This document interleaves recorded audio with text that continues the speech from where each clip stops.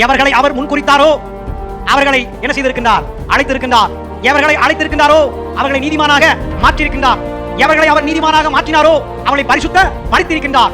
எவர்களை அவர் பரிசுத்த படுத்தினாரோ அவர்களை தேவனுடைய மகிமைக்காக ஏற்படுத்தி இருக்கிறார் என்று சொல்லி நாம் வாசிக்க முடியும். ஹல்லேலூயா. அப்ப நான் முன்குறிக்கப்பட்டவன் உண்மை, முன்குறிக்கப்பட்டேன் உண்மை. தாயின் கர்ப்பத்தில் உருவாகும் முன்னே என்னை அவர் முன்குறித்திருக்கின்றார். உலக தோற்றத்துக்கு முன் என்னை முன்குறித்திருக்கிறார் என்று மார்பு தட்டி கொண்டு நாம் என்ன செய்யலாம்? விசுவாசிகள் என்று இருக்கலாம். ஆனால் முன்குறிக்கப்பட்ட வாழ்க்கையை வாழாமல் இருப்பது நமக்கு தான் ரொம்ப ரொம்ப டேஞ்சர் அப்படின்னு நம்ம என்ன செய்யணும்? புரிந்து கொள்ள வேண்டும். முன்குறிக்கப்பட்ட பிள்ளைகள் அதுக்கு அடுத்து இருக்கின்ற காரியங்களுக்குள்ளே போக வேண்டும். உலகம் உண்டாகும் போது ராஜதுரை என்கிற என்னை தன் மனதிலே முன் அறிகிறார். இத்தனை ஆண்டுகளுக்கு பிறகு, உலகம் படைக்கப்பட்டு இவ்வளவு ஆண்டுகள் ஒரு கணக்கு இருக்கு, அத்தனை ஆண்டுகளுக்கு பிறகு இவருக்கு இவர் இத்தனையாவது மகனாக